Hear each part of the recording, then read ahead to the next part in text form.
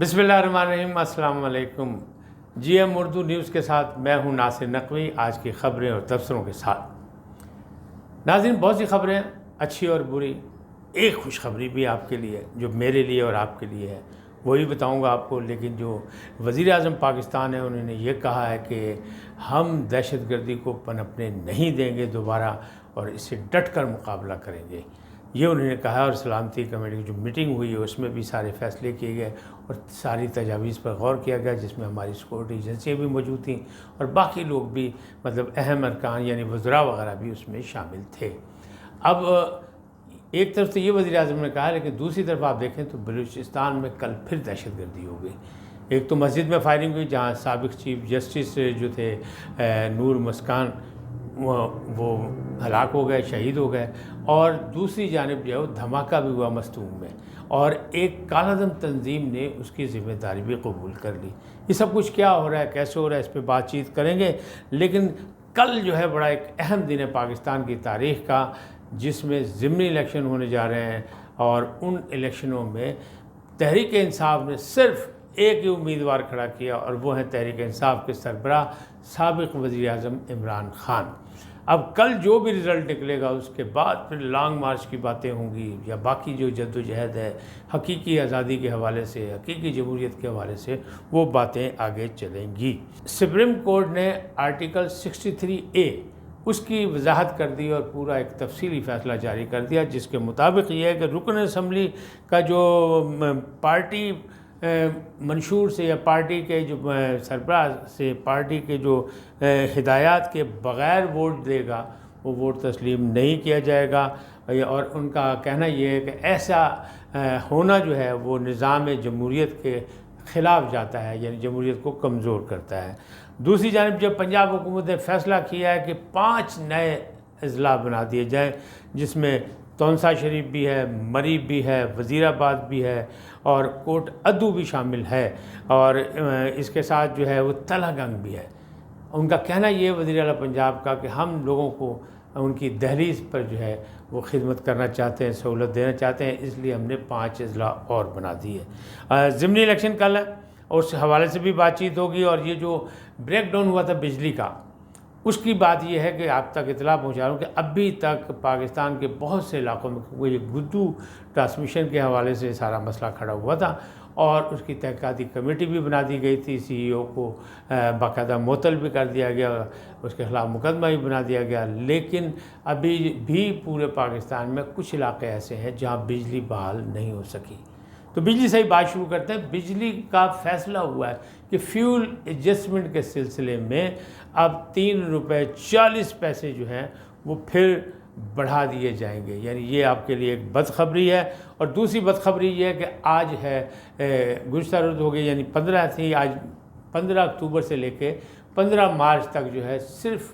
صارفین کو 6 گھنٹے کے لیے گیس مہیا کی جائے گی۔ یہ 2 ہو گئی بدخبری ہیں۔ ایک خوشخبری یہ ہے کہ پٹرول کی قیمتوں میں کمی کا امکانات ہو گئے ہیں، اور امید یہ ہے کہ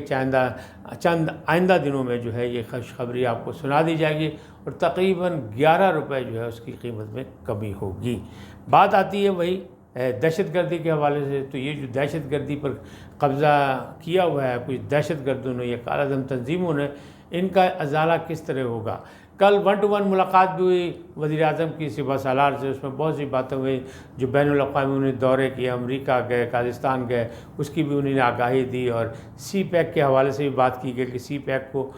منزل تک پہنچانے کے لیے جو ہے دہشت گردی کے معاملات سے نمٹنا ہے اور رکاوٹوں کو دور کرنا ہے، ساری باتیں ہوئی۔ تو وزیر اعظم نے یہی بیان دیا کہ ہم دہشت گردی کو مزید پنپنے نہیں دیں گے، ہم نے بڑی مشکل سے جانی اور مالی قربانیاں دے کے ملک کو امن کا گہوارہ بنایا۔ لیکن بلوچستان میں جو کل دہشت گردی ہو گئی، بلوچستان ہمارا ایک صوبہ ہے، ٹھیک ہے وہاں آبادی کم ہے، لیکن ایک بڑا رقبہ ہے، بڑی چیز ہے، اور وہاں پہ مسلسل کالعدم تنظیمیں کوئی نہ کوئی حرکت کر رہی ہیں۔ اس میں یہ تھا کہ جو عمائد دین تھے وہاں کے بلوچستان کے، ان کا مطالبہ تھا کہ جو فوجی چوکیاں بنائی گئی ہیں ان کو ختم کر دیا جائے۔ مذاکرات کے بعد ان کو ختم کیا گیا، تو اب دہشت گردی کی وارداتیں بڑھ گئی ہیں۔ آپ یہ سوچیں سابق چیف جسٹس جو ہیں وہ مسجد میں فائرنگ ہوئی ہے، نور مسکان، اور وہ شہید ہو گئے، اسی طرح اور لوگ بھی وہاں شہید ہوئے، اور پھر دھماکہ ہوا، دھماکے میں بھی جو کہا جا رہا ہے کہ وہ بھی، یعنی خاران میں جو اگر یہ ہوا تو چاہے وہ خاران ہو یا مستونگ ہو یا کوئی بھی جگہ ہو، یہ پاکستان کا کوئی بھی کونا ہو، یعنی پشاور کے کا ہو یا بلوچستان کا ہو یا پنجاب کا ہو یا سندھ کا ہو یا آزاد کشمیر کا ہو اور گلگت بلتستان کا ہو، جہاں بھی کہیں دہشت گردی ہوگی اس کی نہ صرف مذمت کی جائے گی بلکہ قوم پریشان ہوگی کہ ہم نے تو بڑی جانیں قربان کر کے اس ملک کو، اس دھرتی کو امن کا گہوارہ بنایا تھا، مالی جانی نقصان برداشت کیا تھا، ہماری فورسز نے قربانیاں دی تھیں، ہمارے عوام نے قربانیاں دی تھیں، اب یہ کیا ہوا؟ تو یہ معاملات جو ہیں اس پہ بھی غور کیا جا رہا ہے کہ سوات میں جو طالبان کے یہ ہے اور پھر وہاں پہ عوامی جو رد عمل آیا جس میں انہوں نے احتجاج کیا، مظاہرے کیے، اس کو کچھ سیاسی پارٹیوں نے جو ہے اس کو جلسے کو یا اس موب کو کنٹرول کرنے کی کوشش کی، تو جو احتجاجی تھے انہوں نے انکار کر دیا کہ نہیں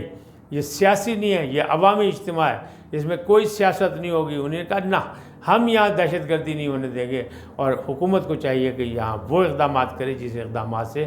سوات میں جو کچھ ہو رہا ہے اس کا بھی ازالہ ہو سکے، بلکہ پورے ملک میں جو ہے پھر امن کی فضا اور دہشت گردوں کے خلاف جو ہے باقاعدہ کارروائی کی جائے۔ اور وزیر اعظم کا کہنا بھی یہی تھا کہ ہم دوبارہ پنپنے نہیں دیں گے، لیکن چیلنج موجود ہے اس لیے کہ کالعدم تنظیم نے بلوچستان میں جو دھماکہ کیا یا جو فائرنگ ہوئی ہے جس میں چیف جسٹس نور مسکان کی شہادت ہوئی ہے، اس کی ذمہ داری قبول کر لی ہے، تو لہٰذا پھر تو کرنا ہی پڑے گا، ساری چیزیں کرنی پڑیں گی۔ لیکن کل کا الیکشن جو ضمنی الیکشن ہے وہ بڑا اہم ہے کہ اس الیکشن میں عمران خان صاحب کو کتنی کامیابیاں ہوتی ہیں،